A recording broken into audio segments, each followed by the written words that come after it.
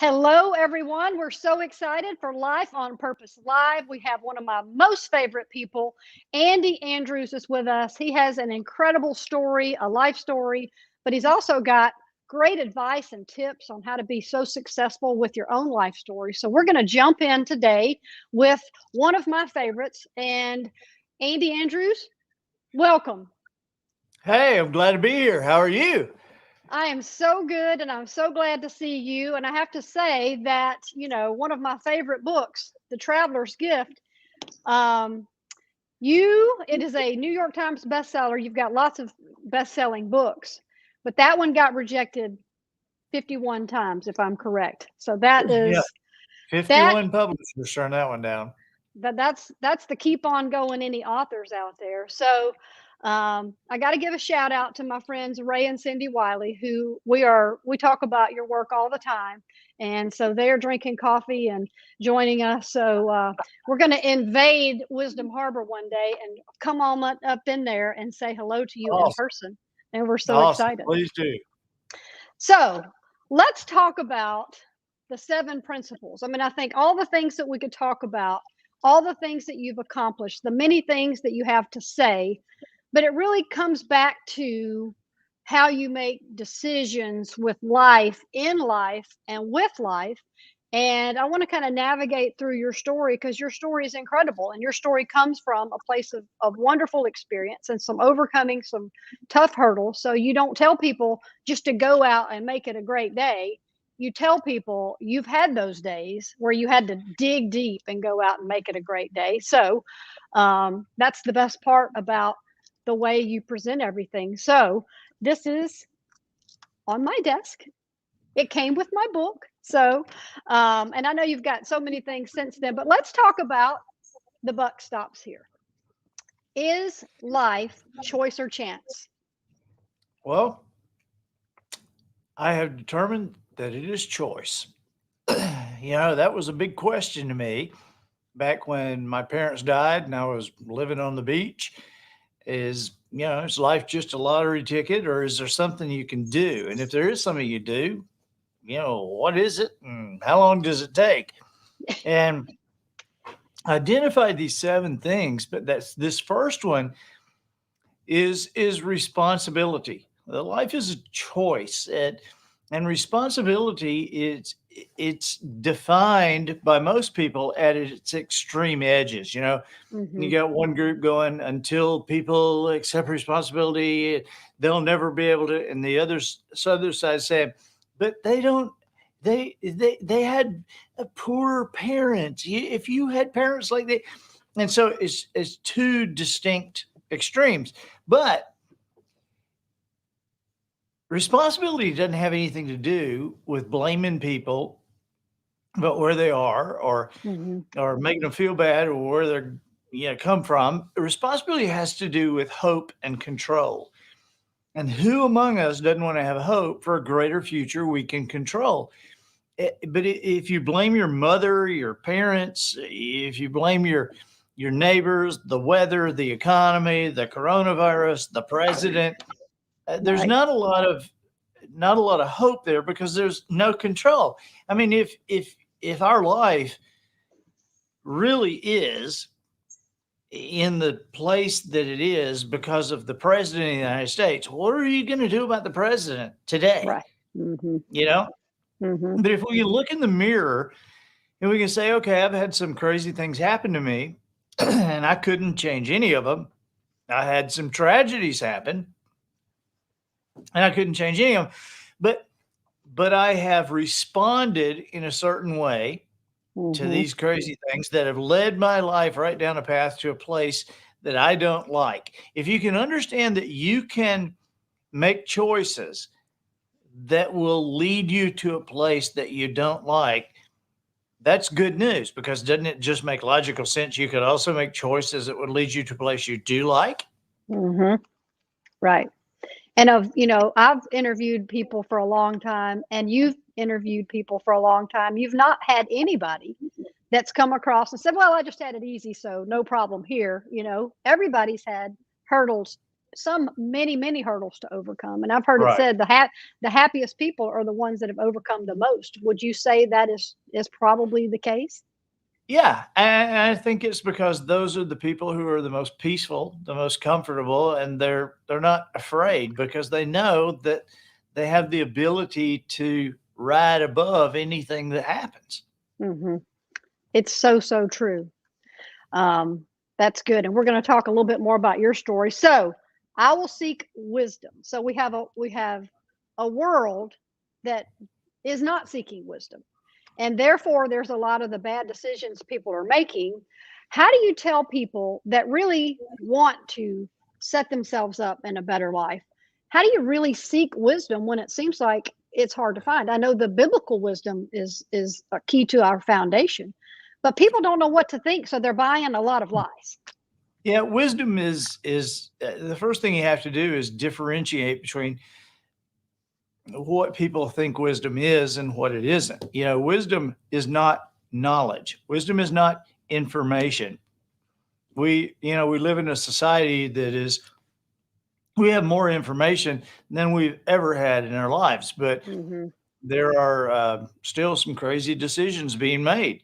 And so, the best illustration of between wisdom and knowledge would be if you had, you know, all of us know 12-year-old kids, and there's not a 12-year-old that we know that doesn't have the mental and physical ability to learn how to drive a car. I mean, a 12-year-old could learn how to drive a car. But if you teach one to drive a car, you're still not going to throw them the keys and say, have a great weekend, because they don't have the wisdom to apply that knowledge in a consistent manner and in the proper context. And so there's a difference in wisdom and knowledge. And wisdom comes from observing, from being quiet and watching and reading and thinking. Yeah. And studying. And you're such a great history buff. I mean, I learned about history from reading The Traveler's Gift because I like to say the school I went to didn't teach much, but you bring wisdom from the ages in and combine it with wisdom of today, and somehow you make those complement each other so well. And that is such uh, a wise thing to do, but it's also it's just so comforting to see how you weave all of life together and then Thank you. come out with a great solution. So how about I am a person of action?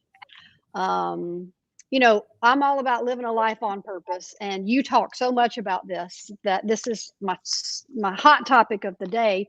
There is a lot of David Ponders out there in the world who life didn't end up where they thought it was going to be, and they're defeated. They're not quite sure how to take the next step, but yet we've still got to be a person of action and make decisions. So, how do you encourage someone that's looking at their life going, not what I thought it was going to be, but let me go to where I think it can be.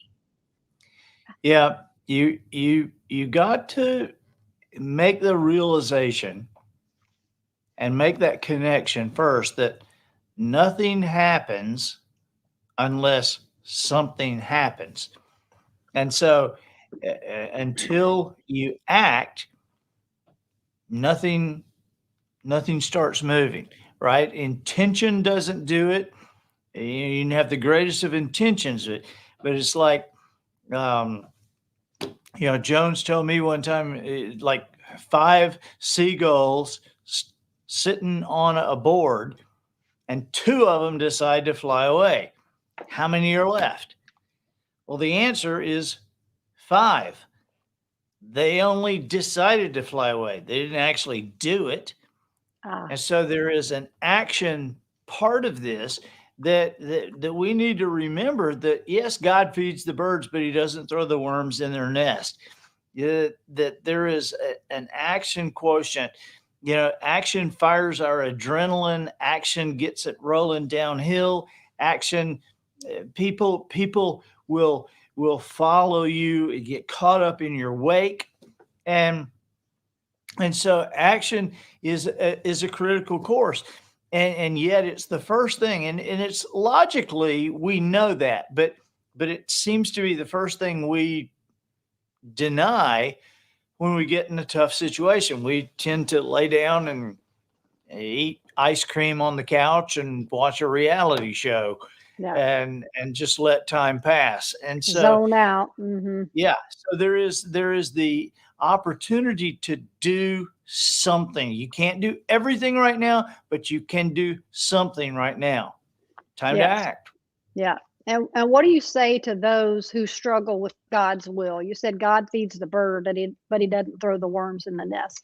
People Yeah, struggle with God's plan, God's purpose, but you can't just sit back and wait on the big telegram to come in the mail. You got to go do something, right? yeah. I mean, I've had people say to me sometimes, I'm just waiting on God.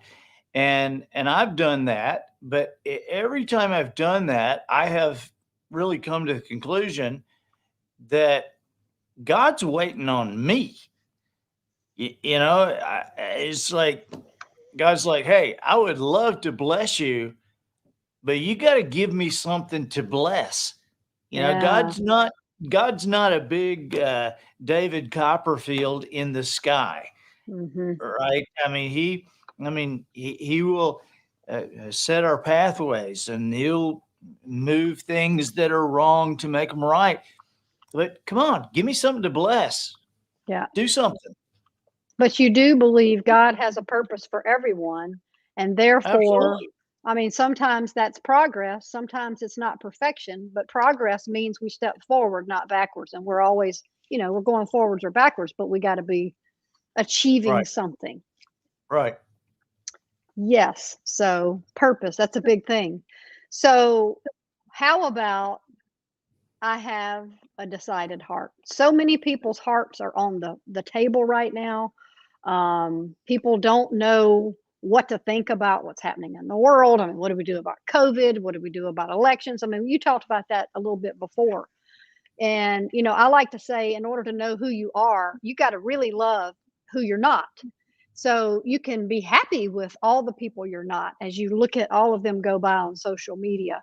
But how do you take yourself in this world where everybody's trying to do everything and have a decided heart, a commitment to a plan towards purpose every day?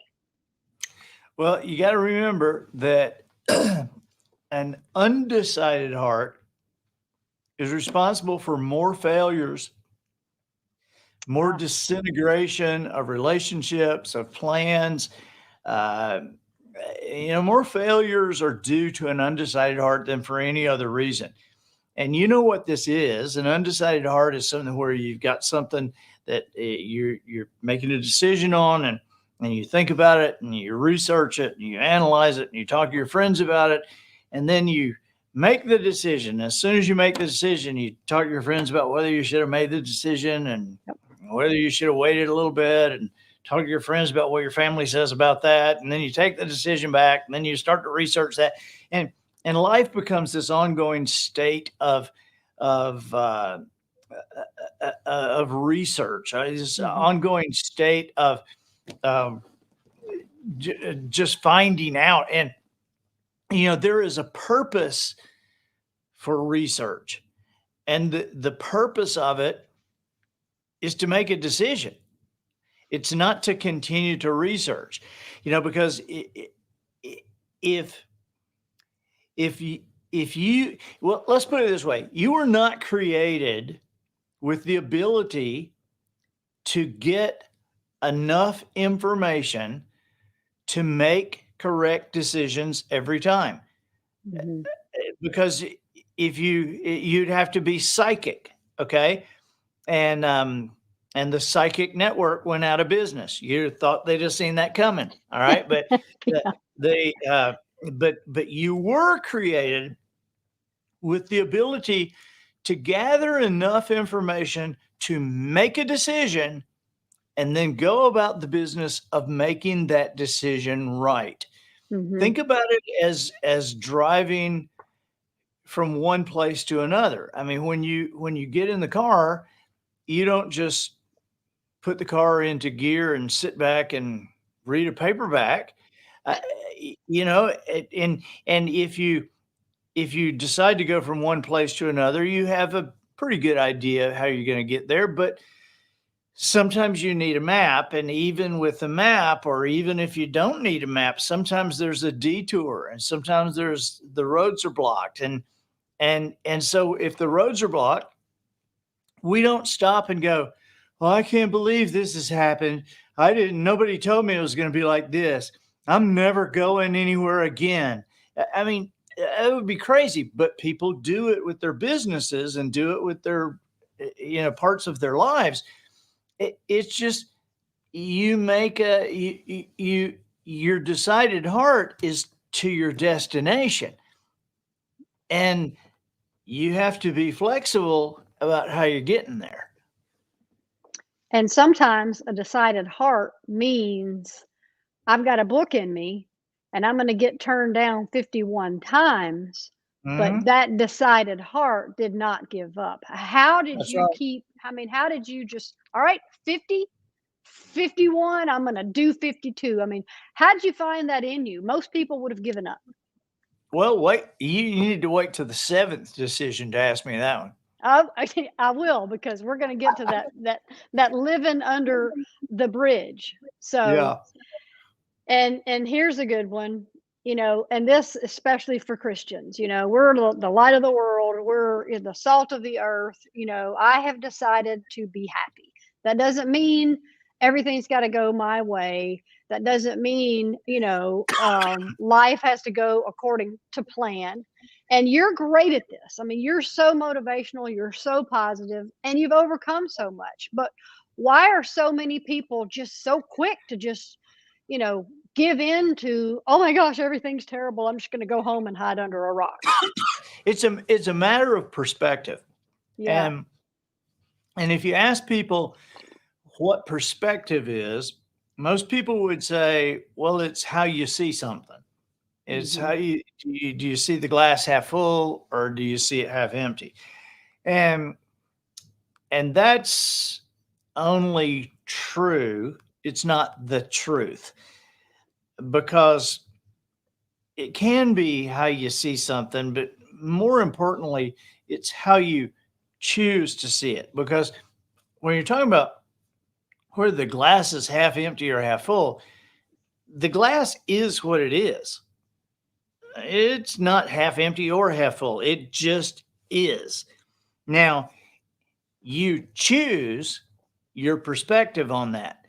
And if you choose to see this glass as half empty, if you see a situation and you choose a half empty perspective, and just think about half empty perspective people. I mean, we don't really want to hire them. We don't put them in positions of leadership. You don't really want to be around a bunch of glass half empty friends. And so when somebody chooses to see a situation, this is the worst thing that could have ever happened, well, they're choosing that perspective. And because they choose that perspective, this is the worst thing that could have happened. It's glass half empty. They sit down, they they think about it. It's the worst thing that could ever happen. They don't do anything. They're stuck, and it becomes true. It really was the worst thing that could have ever happened. On the Hmm. other hand, if you choose, this is the best thing that could have ever happened, and I mean, you're looking at the same glass. Hmm. Okay, you're choosing, this is the best thing that could have happened. A glass half full person. Well, a glass half full person is, those are the people who get the opportunities. Those are the people we want to hire. Those are people we want to promote. Those are the people we want our children to marry. Those are the people we know that our children will be happy with the rest of our lives. And so, if you choose to see a situation, well, this could be the best thing that ever happened. Okay, well, then you sit there with ideas forming in your mind and how you could change, and wow, how it's just good to know that that didn't work, and then uh, you come upon the thing that you realize, wow, that really was the best thing that could have ever happened. Yeah. But it was your perspective that chose it. So you can choose to be happy because you can choose to be grateful. You can have a There you grateful go. perspective or an ungrateful perspective. You can say, "Oh my gosh, I can't believe we're having to wear masks. I can't believe, everybody's in coronavirus." Well, you know, we're wearing masks in America. How'd you like to be wearing masks in Africa? Yeah. Yeah, how'd you like to be wearing masks in Haiti with no air conditioning and no plumbing? Hmm. I mean, anytime we get to thinking that anytime that you can't remember that your family has a roof over their head today, and Right. anytime you can't remember that your family has enough to eat today, you got to remember there's a couple of billion people on the planet who will go to bed tonight without either. Right. It's a very good point. And so in choosing to look at things from the little things mean a lot perspective, how important or how easy is it for someone who has a poor perspective to change that? I mean, how do you start saying, okay, I'm going to start choosing to look at things differently, noticing the things I can be thankful for? How does one make that mental shift and become a cup half full person? Well, it's a decision.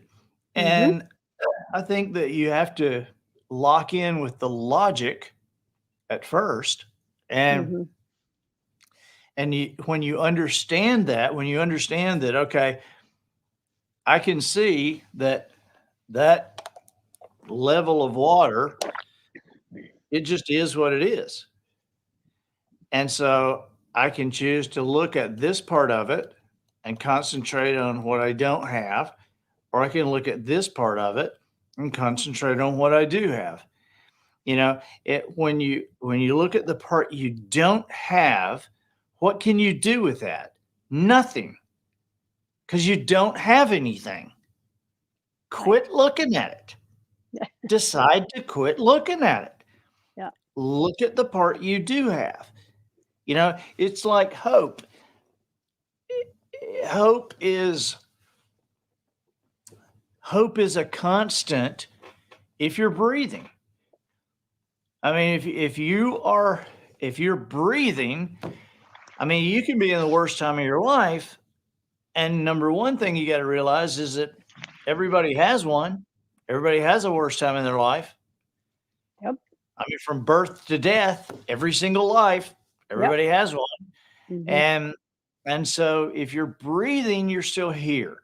If you're still here, that means you haven't accomplished what you're put here to accomplish. If you haven't accomplished what you're put here to accomplish, that means the most important part of your life is still ahead of you.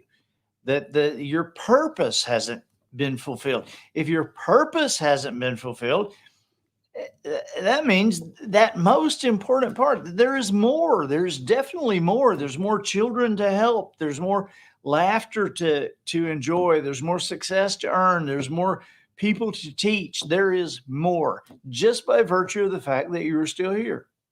That that's so true. So changing that perspective comes with that mindset shift. It's just a constant being aware of that, which goes into um having a forgiving spirit. I mean, we Right.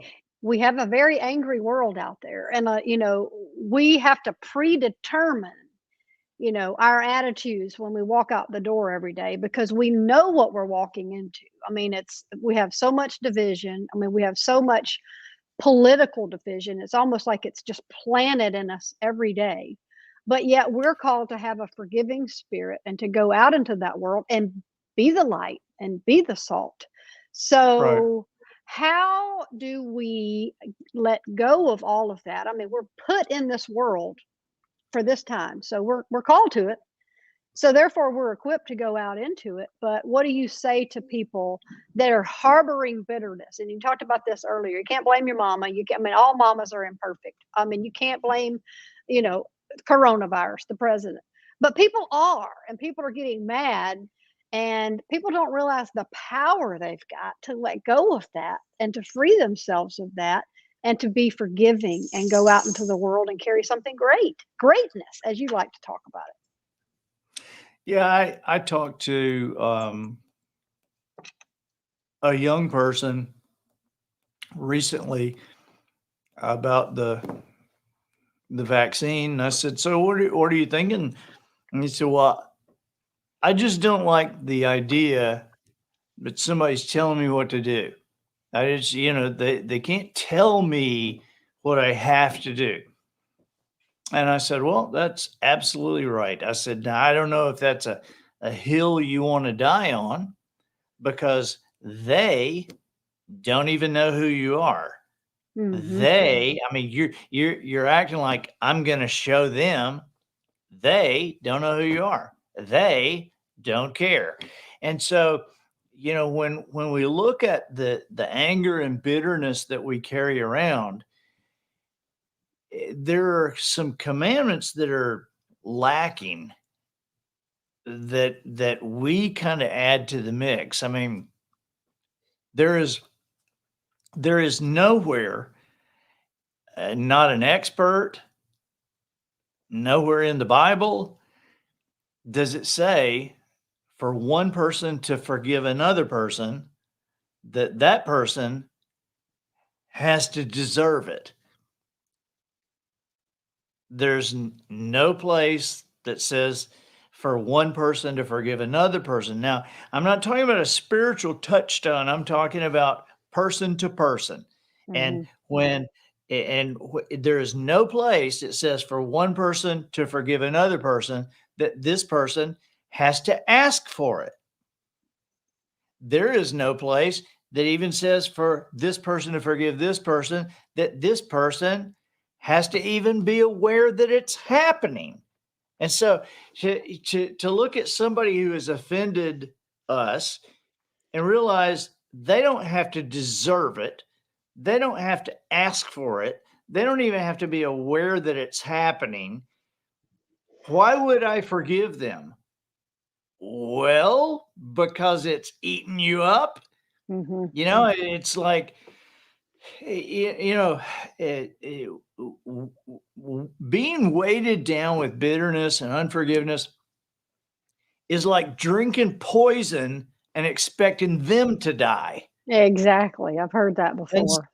and so to understand that forgiveness isn't, when you remember when the guy asked Jesus, "Master, how many times should we forgive? 7 times, Mhm. 70 times?"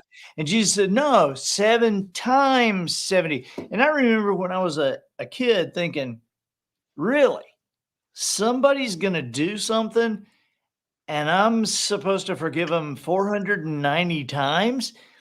But I think that Jesus knew me a lot better than I knew myself, because that's not what he meant. What he meant was that you're going to find yourself taking it back. Forgiveness is a decision, not a Mhm. feeling. Right. Okay, it's not an emotion. We treat it like an emotion, which is why it drags us around like a dog on a leash. But forgiveness is a decision, and I can decide to forgive.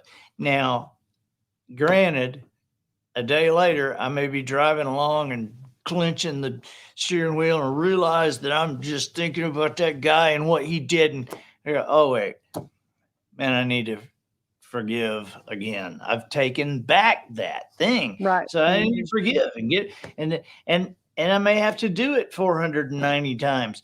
But when you make a decision, the psychologists tell us that our emotions follow our decisions, Mhm. not the other way around. So you make good decisions, and your emotions will eventually follow those decisions. So and when and sometimes people say, "Well, what? They're just going to get away with it?" No, there's a big difference in trust and forgiveness. When you forgive somebody, like if somebody steals from you, do you forgive them? Sure. Do you continue to do business with them? Probably not. If somebody lies to you, do you forgive them? Yes. Do you continue to believe everything they say? No. But No. forgiveness and trust are two different things. And it turns out this type of forgiveness is more about us than it is about them. And this is why people are so blown away when they see like somebody's family member has been injured or killed, and another family member will forgive the perpetrator. And people go, how could you do that? Well, I know it must be hard, but I look at it and I go, how could you not? Because how could you live the rest of your time on earth with that kind of anger and grief? I don't know that I could live through it. Yeah. And so knowing that, we can't do anything about it Hmm. anyway. Yeah. And, Yeah. It takes a lot of it takes a lot of energy to be angry and stressed yeah. out all the time. I mean, that'll wear And you in out most more cases, than anything. most of the things that we're angry and been out of shape about, these people are laying across town, sleeping peacefully, unaware that we're even been out of shape. And so it's ruining our lives, not theirs. That's so true. So let's talk about persistence. I will persist without exception. See, without exception. So, you have such a story. I mean, you lost both your parents, and you said you made a bad situation worse. You made poor decisions and lived under a bridge, went homeless for a while. And then you went to the library and you started reading about people that have done great things. So you have persisted.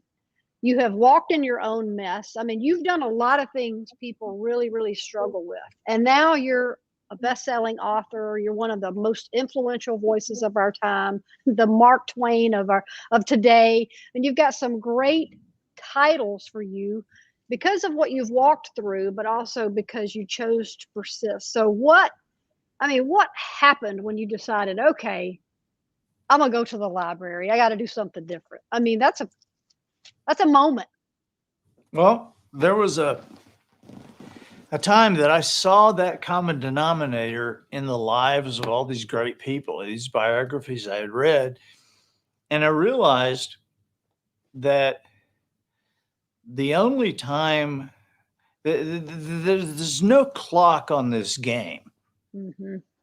that you call success. I mean, there's a clock on your life, but there's no clock on the game of becoming. And and the only people who fail at that are the people who quit, because who's to say when the game is over? And so I realized, that persisting would only get you so far, because society allows people to persist for a little time, and then society decides that that's enough persistence. Now you can quit because you tried.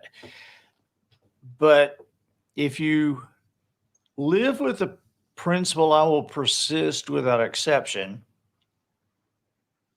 that means you have to find a way where there is no way. And so when you hit that wall and you realize, man, there's no way, and other people around you say, there's no way, well, you have to find a way where there is no way. So what does that look like? Well, you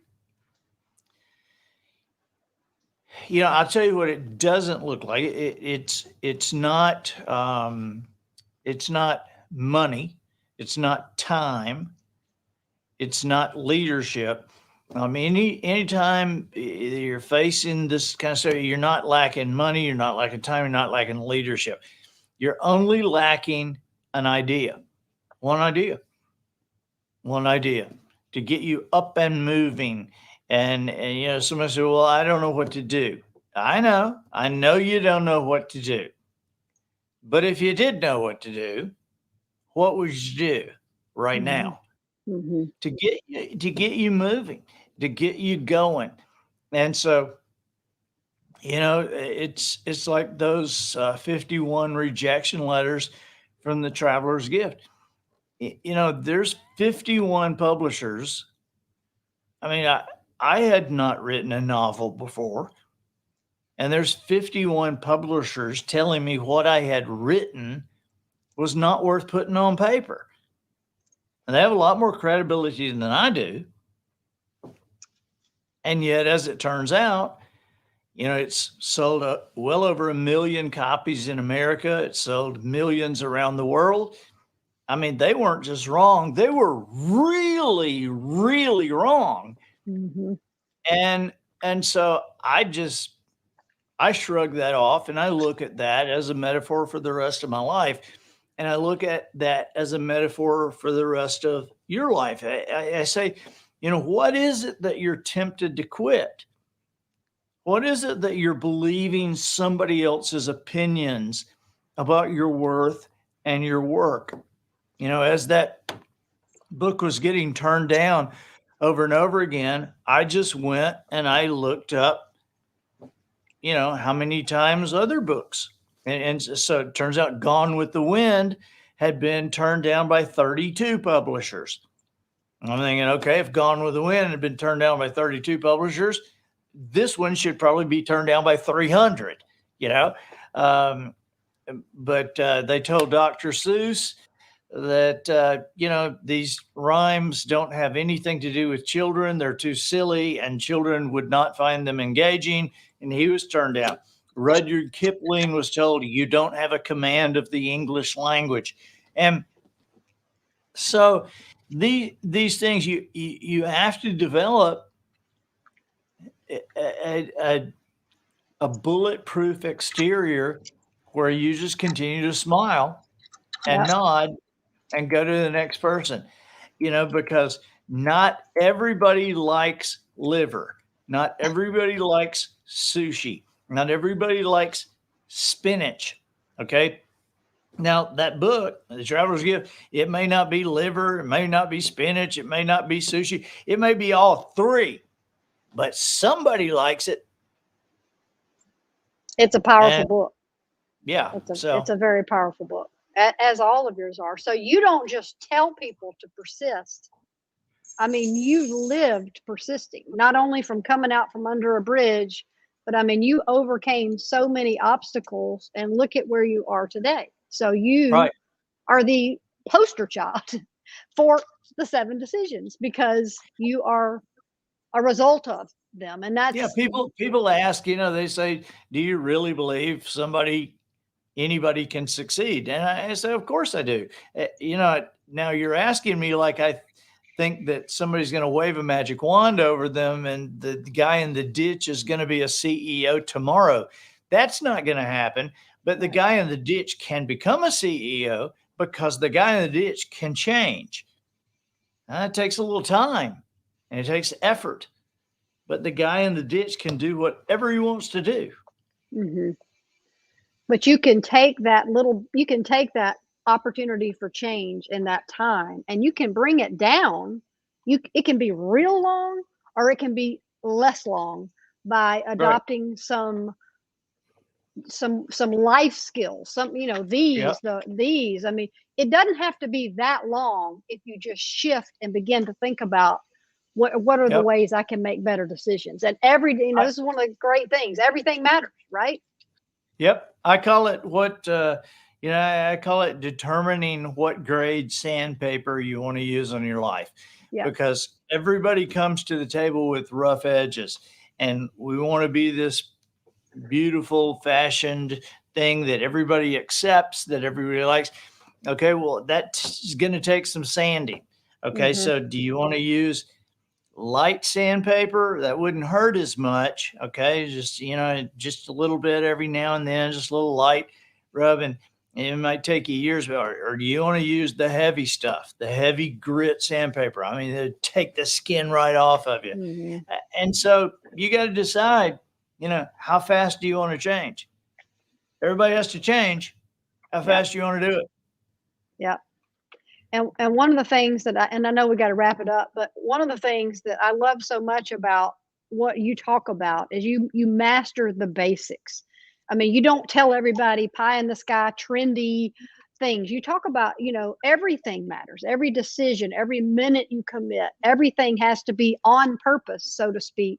And once you begin to be intentional in everything, that's heavy sandpaper, but it doesn't hurt near as bad. Is that correct?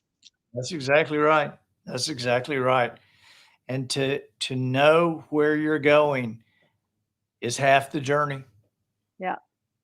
And to know that it's progress, not perfection. You can't leap Right. there. You have to get there a little bit every day. So, all right.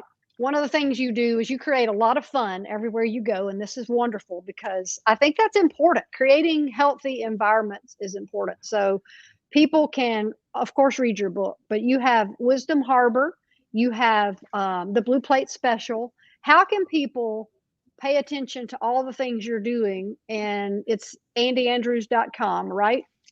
Yeah, the best way is just go to andyandrews.com and put your email address Yep. in to that for the VIP email list, and we won't do anything with your email, Right. and we won't bother you, but we will let you know when things are going on, when there's discounts or when there's new things, and we'll let you know when we're going to be somewhere. And so just go to andyandrews.com and put your email address in, and we'll keep up with you.